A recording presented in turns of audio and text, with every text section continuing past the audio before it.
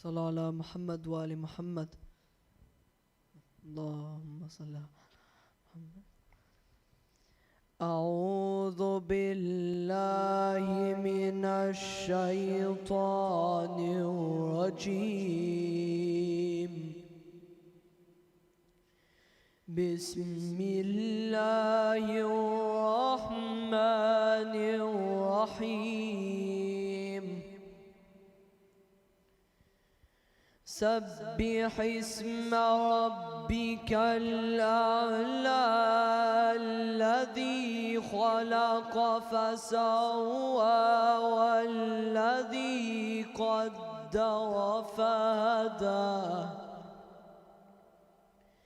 والذي أخرج المرعى فجعله غثاء نحوه. سنقرئك فلا تنسى إلا ما شاء الله إنه يعلم الجهر وما يخفى. ونيسرك لليسرى فذكر إن نفعت الذكرى. سيذكر من يخشى ويتجنبها الأشقى الذي يصلى النار الكبرى ثم لا يموت فيها ولا يحيا. قد أفلح من تزكى وذكر اسم ربه فصلى. بل تؤثرون الحياة الدنيا والآخرة خير وأبقى. إن هذا لفي الصحف الأولى صحف إبراهيم وموسى. صدق.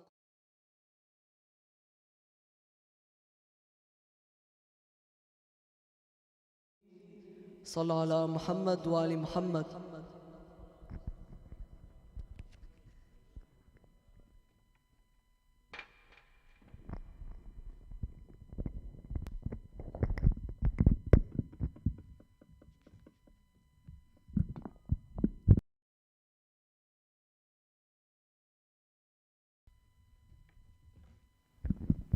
أعوذ بالله من الشيطان الرجيم. بسم الله الرحمن الرحيم. Assalamu alaikum, brothers and sisters, and welcome to the Imam Hussein Islamic Center as we get together for Yawm al-Quds. As we enter the last week of Ramadan, just a few announcements.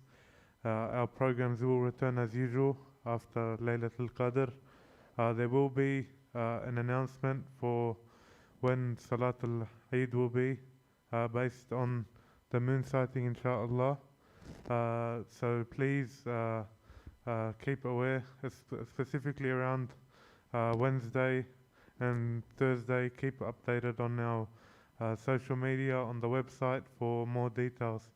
Without wasting any more time, if I can ask we all recite 3 loud salawat as we invite His Eminent Sheikh Mohammed Mehdi with a loud salawat ala Muhammad wa ali Muhammad.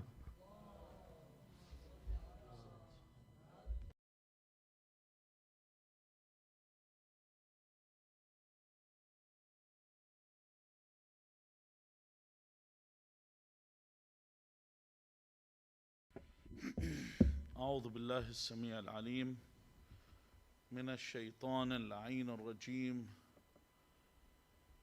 بفضل الله بسم الله الرحمن الرحيم الحمد لله رب العالمين الحمد لله والحمد حقه كما يستحقه حمدا كثيرا الحمد لله الذي هدانا لهذا وما كنا لنهتدي لولا أن هدانا الله اللهم لعن أول ظالم ظلم حق محمد وآل محمد وآخر تابع له على ذلك اللهم لعن العصابة التي جاهدت الحسين وشايعت وبايعت وتابعت على قتله اللهم لعنهم جميعا ثم الصلاة والسلام على خير خلق الله أجمعين محمد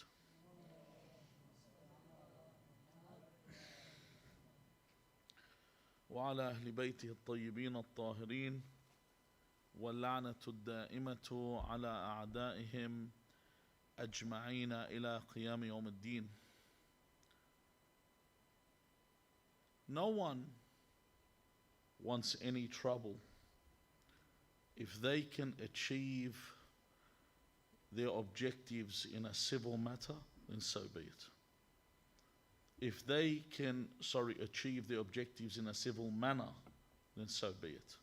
They won't resort to violence. They won't resort to what takes place in the world today. I remember once where 60 Minutes Australia was interviewing a young Palestinian boy, and as usual, and I'll be using a dialogue that's used later on in the discussion, the reporter says to the youth, he says, so you are willing to use explosives and get on a bus and kill innocent people? You know, if you look at the hubris in the manner the question's asked. And the youth says to him, you actually, in Arabic obviously, says, you consider us to be non-human. He said, I have aspirations. You know, he shows him humanity. I have ambitions. He says, I want to get married. I want to have children. I want to live like another person. He said, but like this, no. Live in this form of humiliation, I don't want to live. So from the outset, no one really wants to go down this road. But propaganda is a very powerful tool. And for centuries, it has been a vital tool to spread false belief, okay? And one of the many techniques that they use, a cunning technique, in order to push something towards you, make you think in this manner, is when someone talks to you, they will say, a person of discernment or a person of understanding or intellect like yourself would know. Or they say, as is already well known. And then they will bring their false belief forward. And because they've brought you in as one of the people that understands, you are led along to believe what their belief is. And this is why when they want to destroy an argument, they'll use the same method. You're not silly enough to believe in a religion that believes in a talking snake, are you? You're not silly enough to believe in a religion that believes in a flying horse, are you? And they use this method in order to make you feel like you are silly, that if you do go down this road. And when they want to give their opinion, it's a freedom of expression. God doesn't exist. Wal-'iyadhu billah. Slander God, freedom of expression. Slander your prophet, show caricatures of your prophet in the classroom, freedom of expression. You can slander everything, but there are certain groups, the second you mention them, you've what? There's no more freedom of expression, it's automatic.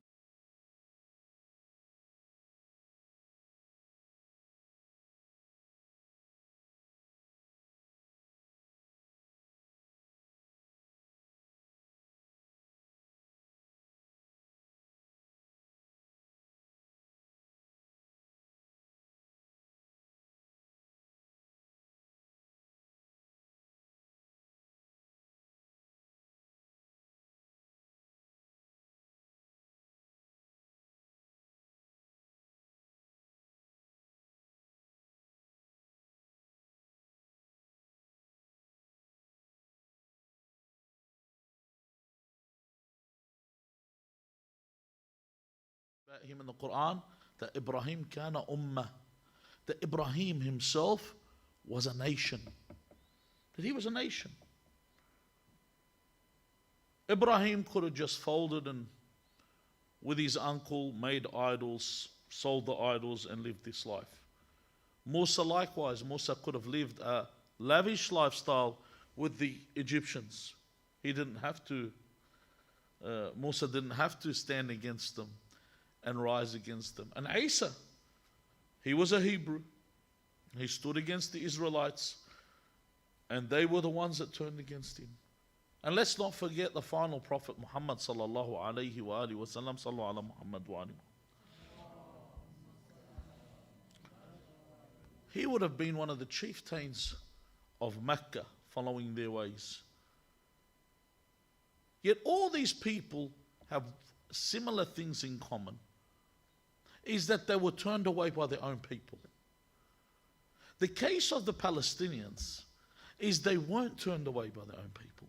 It's not like they were living together with the Zionists in Palestine. They weren't. And then the Zionists said, listen, I think it's time for you guys to take a hike. Every prime minister that's ruled the illegitimate state of Israel has been from foreign birth, except our beloved Bibi. Bibi is the first prime minister that was actually born there.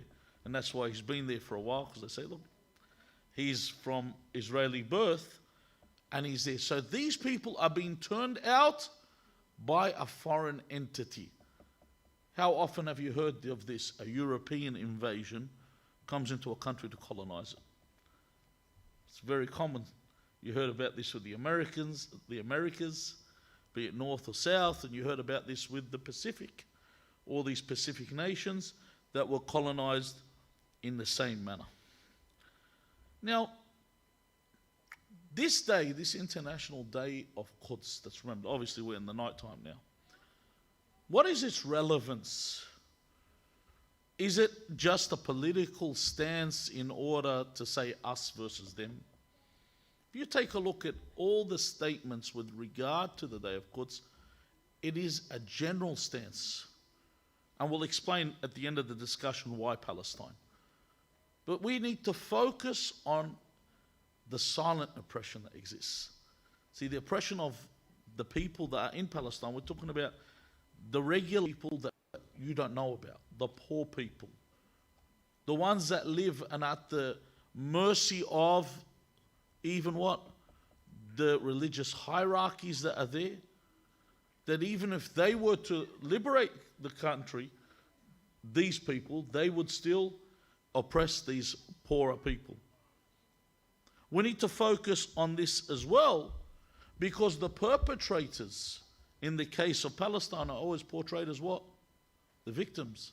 You know, we are the descendants of those that oppressed Jews that were killed so many years in World War II and oppressed by Nazi Germany. The Day of Quds is a day to remind you to stand with the oppressed. Be the oppressed a gypsy, be the oppressed a Jew, be the oppressed an American.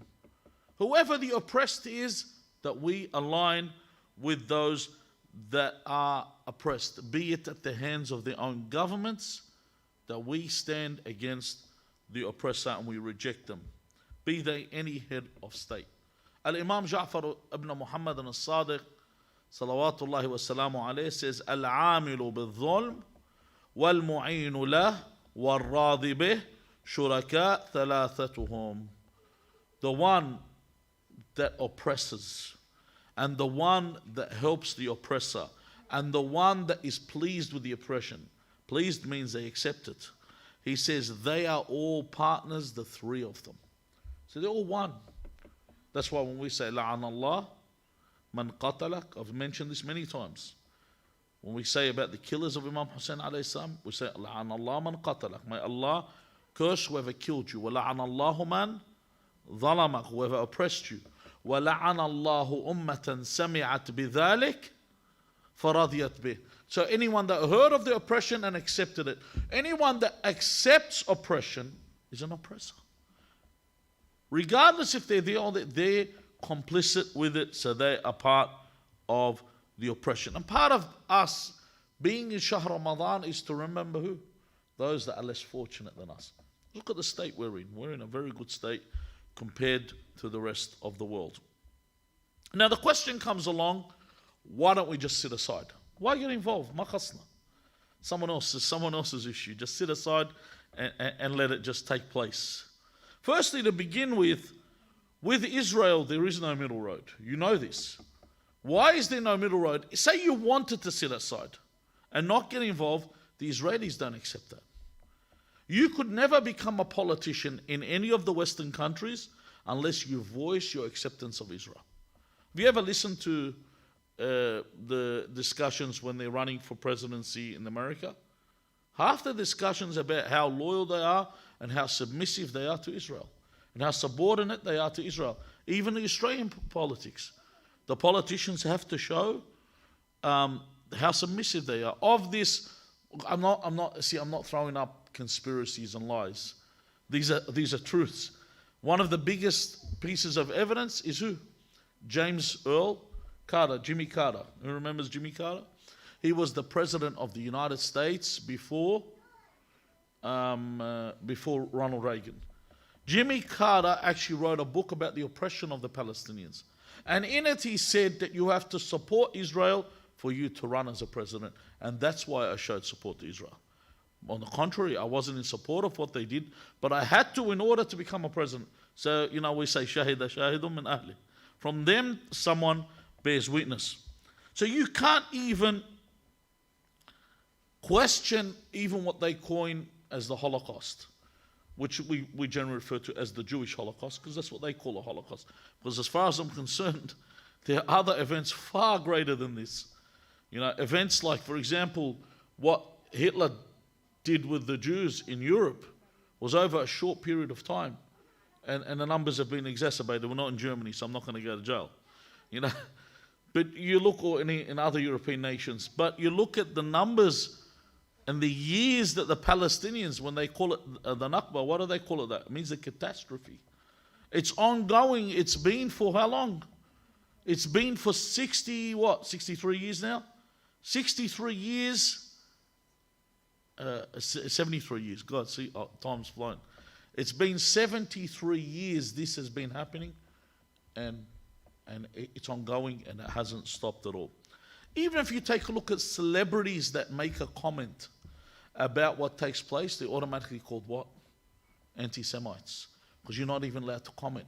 You could have someone, I remember one celebrity wrote something as simple as pray for Gaza.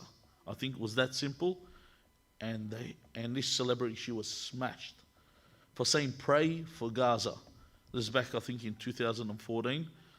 And then 8 minutes later, she deleted the tweet. A basketball player had retweeted what she said, and he immediately deleted it straight away. The same phone call by the PR. Because the PR tells them, don't make these comments. These comments could destroy your career. If you don't give homage to Israel, you're always going to be cast out. And you think about this, whatever happened to free speech? Whatever happened to freedom of expression? It doesn't exist when it comes to this point. I remember a comedian, Bill Maher, said words to the effect of, he said, dealing with the Palestinian resistance, he says, is like dealing with an angry woman.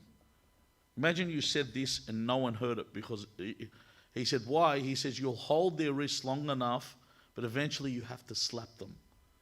Bill Maher said that. Have you ever heard anyone complain about him saying this? Why? Because he kept our Red Sea pedestrian cousins happy, so no one dared to say something to him on this point.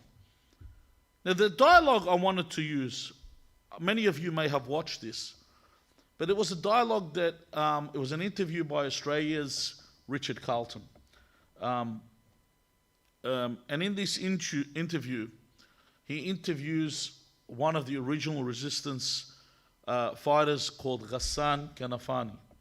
Now, if you look at Ghassan al-Kanafani, he was one of those people that actually experienced the Nakba as a child when he was 10 years old. And he was murdered by the Mossad in 1972. Richard Carlton did this interview with him less than 1 year before he was killed. Now, Richard Carlton, subhanAllah, you know, if you actually research the history of this interview, did this interview and he threw it away. He didn't bother. He just threw it in his shelf. And he died in 2006. So this interview was never seen. One day his son James found the video and he showed it to one of his Arab friends. And his Arab friend said, "Do you know who this guy is? This is a very important interview." And then he released it and it went viral. One of the segments, and I'm going to read to you and explain as we go along, gives you an idea of how it works, this freedom of speech. See, if you notice, every reporter, when it comes to Israel, is not a reporter. What are they? They're advocates of Israel. It's like, it reminds me of when Uday, the son of Saddam, shot a man. And because Saddam said this is a democratic government, Uday has to go to court, and we'll see what happens. And when the prosecution was arguing, this is not a joke, this is real. The prosecution was saying, why was that man stupid enough to jump in front of the bullet? You know, it's unbelievable. Like the velocity of the bullet for you to get in the way of, but you can't say, oh, they killed someone. So this journalist, Richard Carlton, while he talks to Ghassan Kanafani, he starts off by, in this part, he says, why won't your organization engage in peace talks with Israel? If you look at the hubris in the question, once again, the arrogance in the question, what do you mean engage in peace talks? So, but Ghassan is very calm, and he says, you don't mean peace talks. You mean capitulation. He says, you mean surrendering. And then he says, why not just talk? If you look, the questions have no base. He says, talk to whom? He says, talk to Israeli leaders.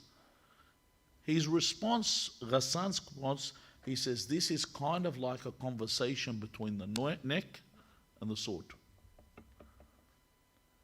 In other words, I'm getting killed, and you're telling me to have dialogue with the person killing me. A peace talk. Do you remember when any time, I don't know if anyone watches Malcolm X, and Malcolm X, I don't know if you've ever seen that point where he speaks about, he says that the white man the government has put a knife into the black man, and you know we'll discuss if they pulled it out a few inches or not.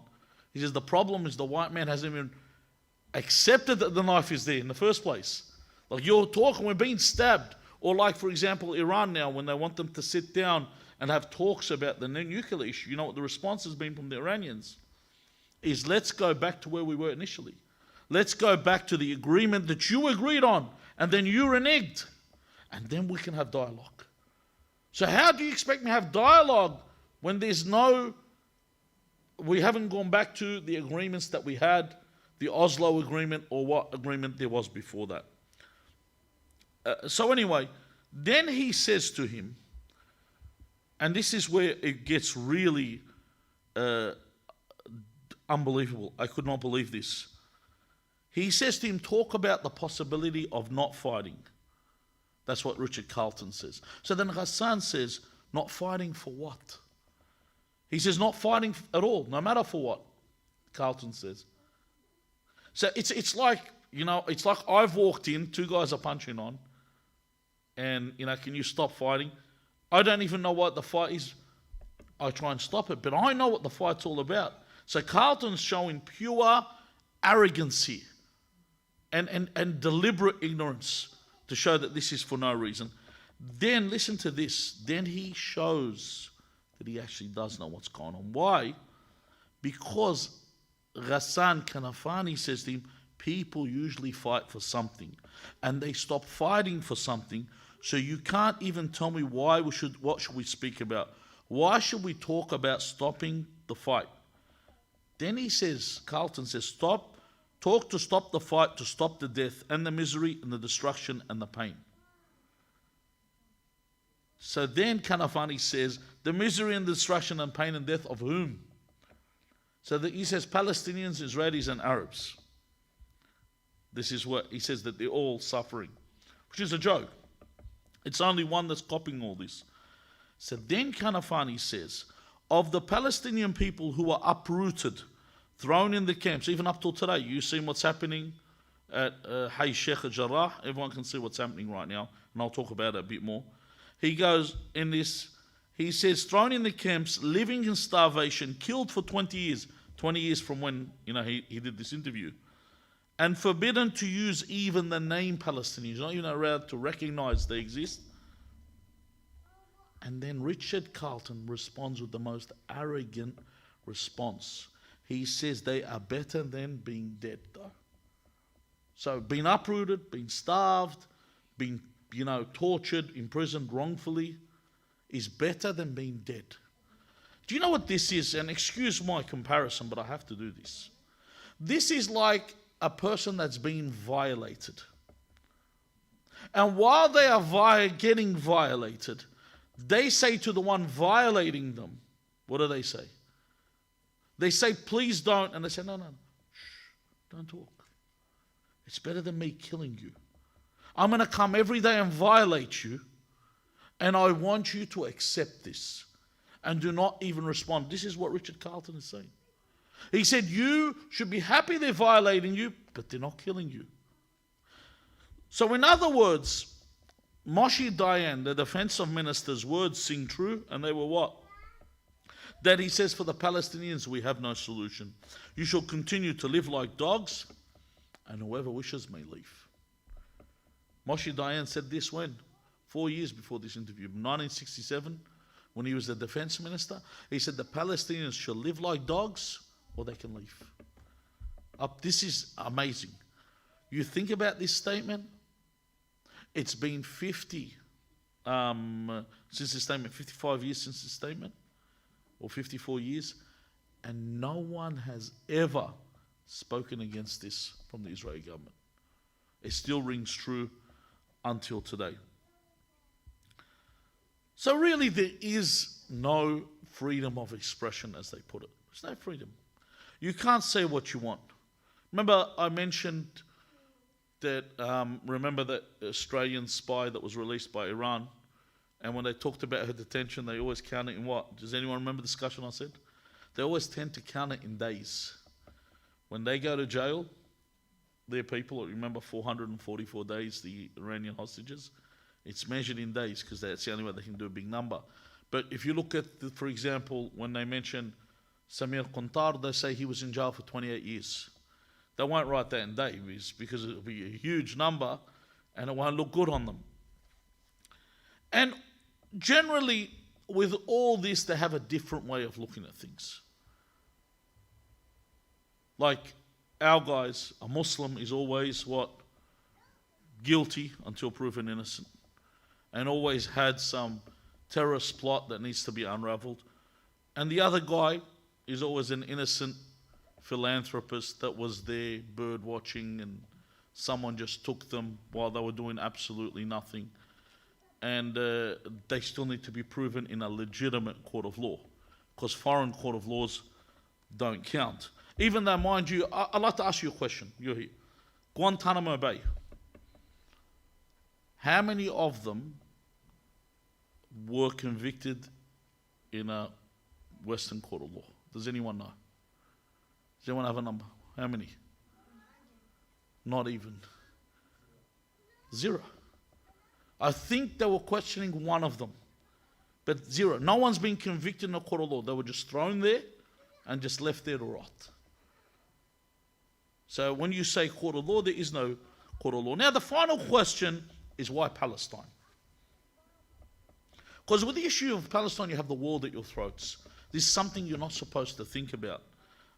Even when, do you remember last year where the issue where the Australians got involved and there was a vote and the Australians had to enter against this vote, and the Australian minister actually said they were contacted by the Israelis, and in a robust conversation they were told, you have to stand against this this voting process. I spoke about this last Quds day last year, so I don't want to talk about this. The thing is, why with the threat of the world being at your throats does it have to be Palestine? Number one, the moment you forget something, it goes away. And you know, if you give a monster a cookie, they're going to ask for a glass of milk. And they'll keep asking for things. If you take a look at the Jews, they have a standard, they say never to forgive, never to forget. Their way is they will always remember everything that happened to them. And we're not talking about the persecution of Nazi Germany, we're talking about every time in the past they were persecuted, they'll remind you about it. It's always there. And we've got so many we forget. We forget the Spiker massacre in Iraq. We forget the torture in the Bagram prison in Bagram in Afghanistan. We forget the tortures that took place in Abu Ghraib in in Iraq. We forget all these things that took place, or the downed passenger plane that was flying over Iran that was deliberately shot down by the United States and no one ever talks about it. Things that were buried and forgotten. See, we Muslims generally, we're free from our problems. All we worry about is looking good, putting on the nice cologne and wearing white clothes and turning up for prayers. That's not Islam. Islam's not about this. Islam has a lot more that even I have to pray even if I'm drowning. Islam is at all points. Why do Muslims have a habit of blaming Islam when it comes to ISIS? If you notice, it's some Muslim. You got these Muslim groups. They say the extremism from ISIS is from Muslims. It's an extremist Muslim, even though the Americans themselves admitted, and I've said this many times, and that's why I always say it, the Americans themselves admitted that they created ISIS. Donald Trump actually admitted this, that Barack Obama and Hillary Clinton made ISIS, and they didn't deny this. The Americans themselves admit that they made what? The Mujahideen in Afghanistan. Osama bin Laden was their creation. They admit to this. So why do we need to say this is ours? They're admitting. It's like, I remember with in south of Lebanon we have what's called Mazera Shiba, the Shiba farms. You know, the Syrians say they're not ours. The Lebanese say they're not ours. The Israelis know they're not theirs. And the Syrians say they're not theirs, so whose are they? They're actually part of Lebanon, but the Lebanese people that are against any form of resistance say this because they don't want to admit, because then it becomes a positive for the resistance. They don't want any positive points towards the resistance whatsoever. So, even with ISIS, another point I wanted to give, if anyone's watched the interview with the ex-Mossad director, with Mehdi Hassan, it's a very good interview, where the ex-Mossad director actually admits that they helped ISIS soldiers in hospital and they refused to help Hezbollah soldiers. They actually differentiate between the two. Why would you differentiate? They said, first he threw him in. He goes to him, we helped them because of humanity. You know, they're not terrorists, but you know, we'll help them because of a humane reason. So we'll help those people. Why don't you help the others? He says it's different. Where there's a humanity there. It's been up because, in other words, the others are ours. They're not. These ones are not ours. They're actually resisting against us. The other reason that we have is that Palestine in itself is the longest military operation today. Did you know that? It's the longest military operation. Up to occupation, I should say. And if you look at Gaza in itself, I remember once a comedian, Jon Stewart, you know Jon Stewart is a comedian, he's a Jewish comedian. He actually said that he's an outspoken critic of Israel as well. He actually said that when the Israelis bomb a part of Gaza, as a warning for the Palestinians to leave, because they're going to start bombing. So Jon Stewart goes, where do they go? You've closed the border on Israel and closed the border Egypt. Where do you expect them to go? And this is what Jon Stewart said. that you've closed both ends, where do you want them to go? So in other words, Gaza itself effectively is a dense place, a dense jail if you want to look at it. The Palestinian problem is the largest refugee problem in the world. And in fact, they have no one with them. No one's on their side. And when we say no one, we're talking about their own kind. Because the majority of the Palestinians are Sunni Muslim, the majority. The only people supporting them are the Shia. There are some Sunnis that support them, but talk about the majority of the support is from the Shia. Not most Muslim majority governments do not support them. By us supporting them, or supporting their cause, we are doing what Allah Azza wa Jalla asks us. Or the Ahl al-Bayt say, to be an aid to the oppressed. Now, before I give you the main reason, you need to understand that by doing this, by standing against oppression, you can eliminate it.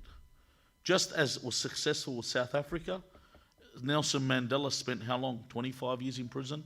Eventually, Nelson Mandela became the president of South Africa. And they even made a movie about them winning the Rugby Union World Cup with Nelson Mandela. That eventually this sometimes I say to my brother, I said, don't be surprised if Marwan Barghouti becomes the Prime Minister of Palestine. That happened with Nelson Mandela. You don't know what happens in the future. You don't know what happened. The oppressed one day will rise with the Allah Azza wa Jal. The other thing is very important is like the BDS, the boycott, divest and sanctions, very important. But don't be one of those people that just boycotts everything. This name of this company sounds very Zionist to me. I'm not gonna, but no. It has to be a company that belongs, like SodaStream, something like that actually belongs to Israel or has very pro-Zionist support. Because otherwise you'll boycott every country. Every country's got good ties with Israel. But you've got to boycott, that way you force countries to disassociate with such companies. For example, one of the things you'll find, dates. When you purchase dates, you got the medules, for example. The medules are usually Mexican or American. Once my brother found medules, they were from the Netherlands. We both started laughing because you can't grow dates in the Netherlands. Because the Netherlands is a cold climate. It's not the climate that is required for dates. So what happens, it could be a kibbutz that's called the Netherlands, and they've planted the dates there and sold it. So you need to be aware of that, to cut them off. Some of the toolboxes in Bunnings, like the Stanley and a lot of them, are made in Israel. You need to be aware of all these things to avoid them and not deal with them. Furthermore, why Palestine? Why is, if you notice, we don't say our problem is ISIS. We don't say our problem are the Saudis. We don't say our problem is anything. It's always Palestine. The problem is Israel. Why? I'm going to tell you a story and we'll wrap it up as we go along because I've been for a little while. Once there was a Ashiri, a tribe, that were living in a region. In this land that they were living, and they lived happily and everything was running smoothly, one day a foreign tribe came and started living on some of their land. So they went to the leader of the tribe, he said, of their tribe, the Ashiri, their tribe. They said, we got a new tribe next to us. They said, the leader of the tribe said, that's okay. As long as they're not here to make any trouble, the land is spacious, we can share. One day, one of the other tribe killed a dog belonging to the residing tribe. So we say tribe A is the one that's, so we don't get mixed up. Tribe A lives there, tribe B has come along. A member of tribe B killed a dog owned by a member of tribe A. So the people of the tribe came up to the head of the tribe and they said, look, a dog that's owned by our tribe was killed by one of the tribe B. And the head of tribe A said, go find whoever killed the dog and kill them. They said, are you mad? Do you want us to kill a person for an animal? And he said, well, this is what I've told you is the ruling. You do what you want. So they continued. Before they knew it, Tribe B began to destroy some of their plantations. So they came up to their leader, the head of Tribe A. The head of Tribe A said, go and kill the one that killed the dog. So they said, do you want us to kill someone to kill the dog? No, we will never do this. So they left. Time went by, and then one member of Tribe B assaulted a female of Tribe A. They came and told the leader. The leader said, go and kill the guy that killed the dog. Once again, they didn't listen. Finally, Tribe B killed a member of Tribe A. So they came and they said to the Sheikh, what do we do? He said, just go and kill the guy that killed the dog. And they said, okay, we'll just do what he said. We'll go kill the guy that killed the dog. So they went and found the man that killed the dog and they killed him. News got back to the leader of Tribe B. They told him they killed one of our members. He said, why? They said, because that member killed one of their dogs. And the other man said, Allah. They killed a guy that killed a dog. What will they do when they found out we took over their plantations? What will they do when they found out we assaulted their woman? What will they do when they found out we killed one of them? Let's pack up and leave. The original part of the problem is Israel. All the other things are a branch of what Israel has brought. This is why, if you notice, all the leaders, when they talk, the leaders with wisdom always talk about what? They always talk about Israel. Why? They never go into the conversation that they try and lead them off to. They always go, the main part of the problem is who? Is Israel. This is the main problem. This is what it's all about. And you see it today as you see the settlements being taken. Homes are being taken. You know the video that went around where the guy said to the lady, he said, if I don't steal your house, then someone else will. That's unbelievable. That how can the world today see something like this and think it's normal? And the reason they do this and they think this is normal is because of the silence of the people. So my duty first is to let people know what's going on. By holding this event is one of the good things, that you remind people. My duty is to talk to people. When I'm around people, tell people what's going on and to boycott. When I boycott something, and I tell people, when you all say I'm at Bunnings, I'm going to buy something and I find out it's from Israel, I actually tell them I won't buy Israeli product. I let them know why, so they can ask why. And then I will integrate it with where they know. You know, he's an Aussie. I can see he's old. I say, remember Kepler Wessels used to play for the Australian cricket team? Yeah, well, he was South African, but he couldn't play for South Africa. Why? Because South Africa didn't have a cricket team. Because the world would not deal with South Africa because South Africa was an apartheid state. That's what you do. And they say, yeah. We'll say, well, Israel is an apartheid state. And you have to let them know. This is where it begins. You've been given the opportunity to talk.